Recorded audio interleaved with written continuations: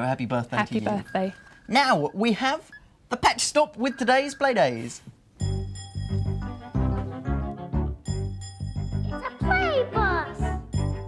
But where does it go?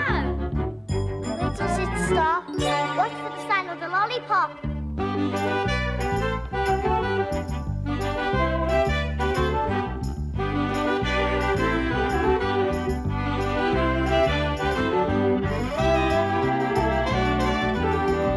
Stop!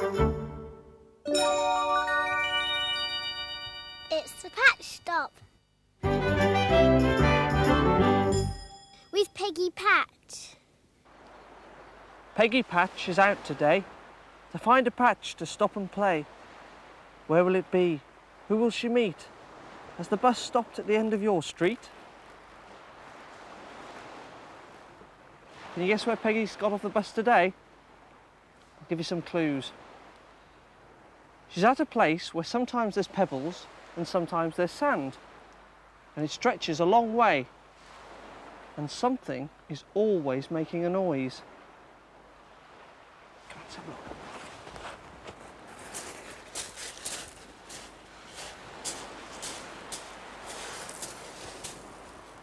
Peggy's on a beach today, and the sound you can hear is the waves as they break onto the shore. Oh, Peggy's off for a game of hide and seek. Why don't you go and see if you can spot her?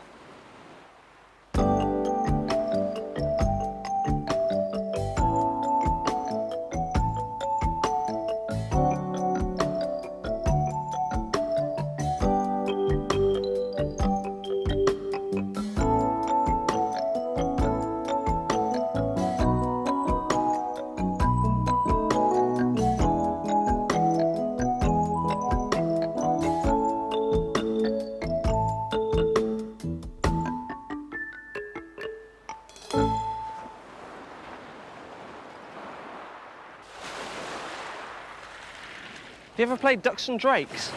It's a good game. Get a nice flat stone like that, and you skim it across the water, like this. You see how it hops? Good place to find nice flat stones is where the water starts. And also where the water starts, you can get nice, bright, colourful stones as well. Let's see what we can find. Oh, yes. Orangey pink one.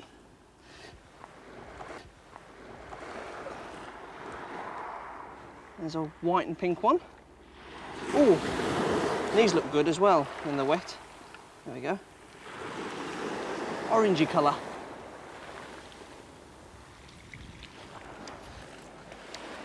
When the tide comes in, the beach changes. Sometimes it's sand, and sometimes it's lots of pebbles, which is called shingle. And the shingle goes all the way down the beach. If you come back tomorrow, it could all be sand. Another thing that also changes a lot are the cliffs, because the sea comes in and wears them away. And people say that long ago, a whole village fell into the sea, and that if you're quiet and you listen very carefully, you can still hear the church bells ringing under the water. And these steps have been specially made so you can get to the top of the cliff. Wonder how many there are. Do you want to count? 1, 2, 3, 4. Oh, hello, Peggy. You still playing hide and seek? Oh, where was I? 4, 5, 6, 7, 8, 9, 10, 11, 12, 13, 14, 15, 16. 16 steps all the way to the top. Oh, it's a good view from up here too. Can you see the way the sky and the sea meet? That's called the horizon. Oh, look! 2 sailing boats with a big ship crossing behind them. It's enormous, isn't it? And the beach goes all the way down here. There's quite a few people on it today. And way over there in the distance is a nuclear power station which makes electricity. And the cranes around it are building another one. Oh, and can you see the pylons? They take the electricity away to where you live. Do you think they're holding hands?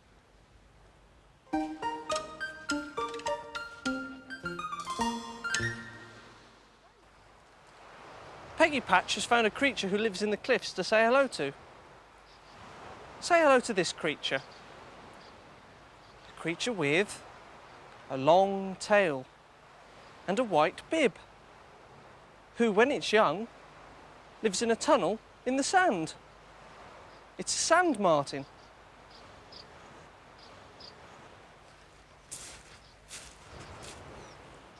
Each of these holes belongs to a sand martin.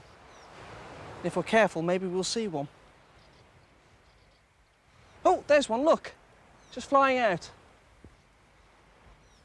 Sand martins like the cliffs because every time they fall away, it leaves them fresh sand to dig in. And at the end of the tunnel is their nest. Most of the young ones have flown away now. And Peggy knows what it was like when they were young, waiting to be fed.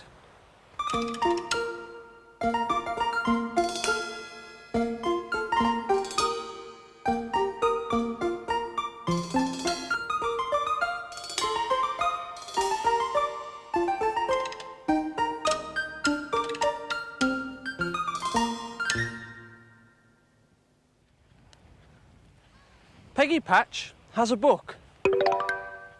A book about a friend. A friend who has adventures. What happens in the end? Arthur was a very ordinary dog. He lived in Mrs. Humber's pet shop with many other animals, but Arthur was the only dog. All the other dogs had been sold because dogs were very popular. All the dogs except Arthur. He was just an ordinary brown dog who dearly wanted a home with a pair of old slippers to chew. On Monday morning, Mrs. Humber put some rabbits in the window. By the end of the day, the window was empty, except for Arthur. Nobody wanted an ordinary brown dog. Everybody wanted rabbits. So that night, when all was quiet, Arthur practised being a rabbit. He practised eating carrots and poking out his front teeth and making his ears stand up straight. He practised very hard until he was sure he could be a rabbit. Next morning, Mrs. Humber put some snakes in the window. By the end of the day, the window was empty, except for Arthur. Nobody wanted an ordinary brown dog, not even one who acted like a rabbit. Everybody wanted snakes. So that night, when all was quiet, Arthur practised being a snake. He practised hissing and slithering and sliding and looking cool. He practised very hard until he was sure he could be a snake. Next morning, Mrs. Humber put some fish in the window. By the end of the day, the window was empty, except for Arthur. Nobody wanted an ordinary brown dog, not even one who acted like a rabbit and a snake. Everybody wanted fish. So that night, when all was quiet, Arthur practised being a fish. He practised swimming and blowing bubbles and breathing underwater. He practised very hard until he was sure he could be a fish. Next morning, Mrs. Humber put some cats in the window. By the end of the day, the window was empty, except for Arthur. Nobody wanted an ordinary brown dog, not even one who acted like a rabbit and a snake and a fish. Everybody wanted cats. Arthur felt he would never find a home with a pair of old slippers to chew. Next morning, Mrs. Humber put the rest of her pets in the window.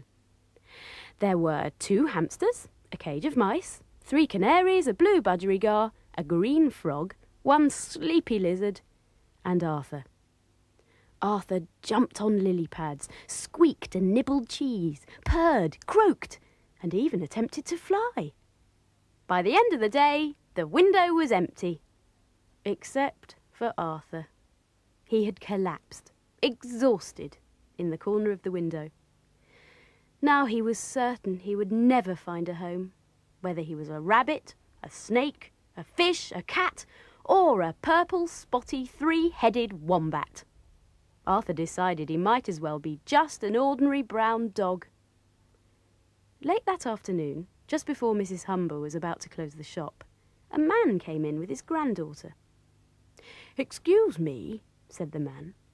"Melanie tells me that you have a rather extraordinary dog who performs all sorts of tricks." "The only dog I have," replied Mrs. Humber, "is Arthur." "There he is, Grandpa, in the window," said Melanie. She rushed to pick up Arthur, who gave her the biggest, wettest, doggiest lick ever. Arthur knew he had found a home, with a pair of old slippers to chew.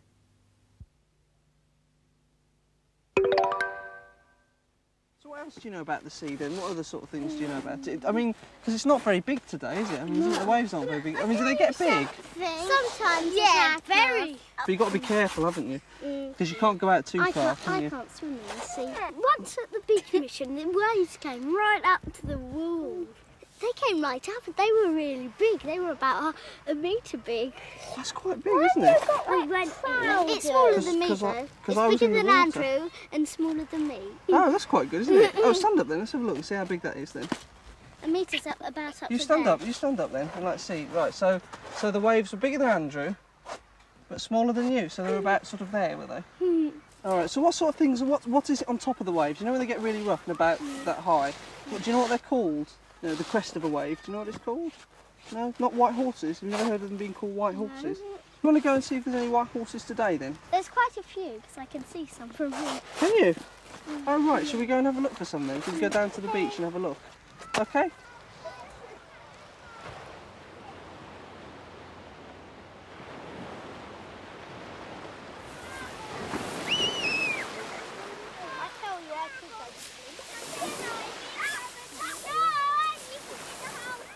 I wear my socks the wrong way anyway. Oh, come on then. Let's go walk in there. Be careful because it's not very big. Oh! Oh! Oh! Oh! What's this? You do that? Whoa! Can you jump over the waves? Let's see if we can jump over the waves. Where's it come? Where's it come? Here it comes, here it comes.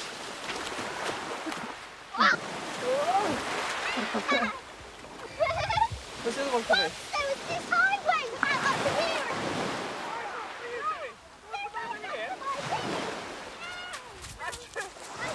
Where's he off to?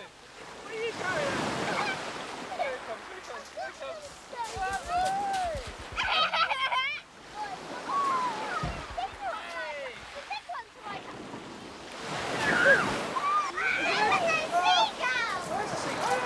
Seagulls. You see the seagulls?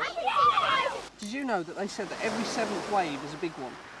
Is that a big one? This is a big one. This is a big one. One. That was a big one. Oh, it's an even bigger one. And there's an even bigger one. Oh, let's try from that one again. Look at that one. Yeah, that was one. This is number 1. 2.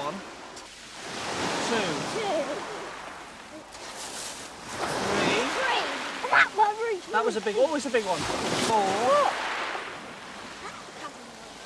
5. 5.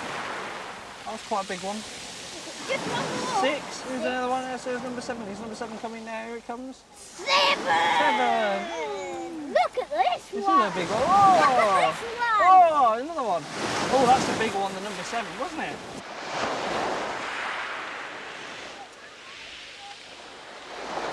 Peggy Patch's puzzle. Peggy has caught some things in her pool which the tide has brought in. What are they?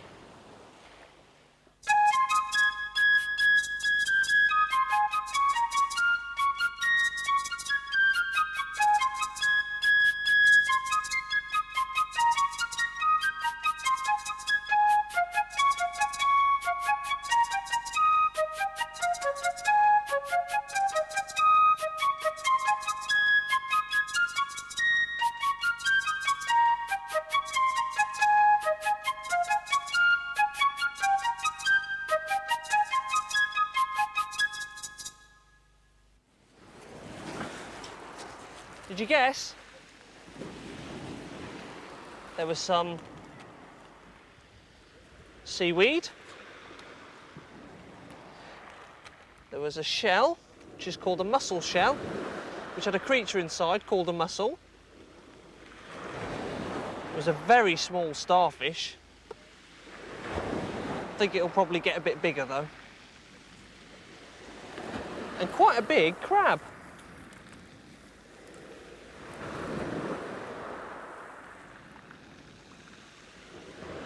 I expect it'd like to go back in the sea. Let's put it back.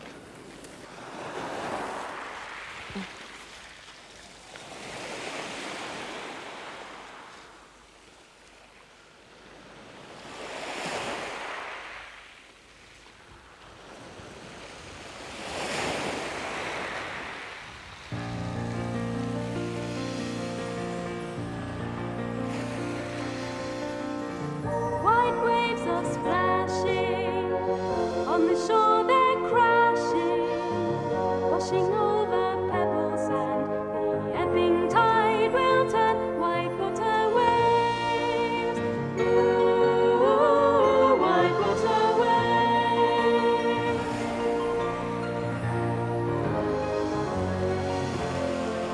White horses dashing up the beach, they're splashing, white foam and in the air, salty cloud of spray, white water waves. Ooh, white water waves. Ooh, white water waves.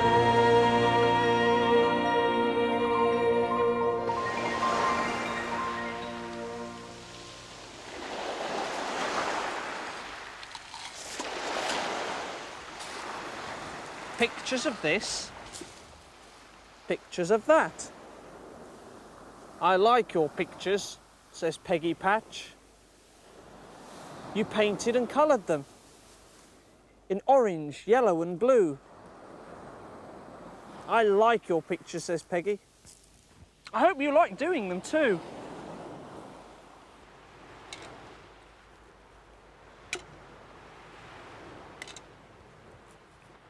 If you find any stones on the beach, there's quite a few things you can do with them. If you take a dry one, like that, see it's not very colourful, put it in the water, see the way it's changed colour? Well, if you do that with several stones, like that, you've got nice colourful stones then. If you take them, put them on some card and stick it on a box. A bit of decoration. And inside is something that I've made for Peggy. It's a pendant. Don't forget the sand martin. A creature with a long tail and a white bib, who, when it's young, lives in a tunnel in the sand.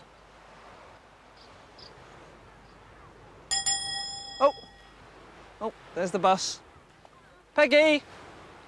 Come on, you'll have to leave the waves now. The bus is here. Peggy will be out to try and find another patch to stop and play in next week. So we'll see you there. Goodbye. Goodbye.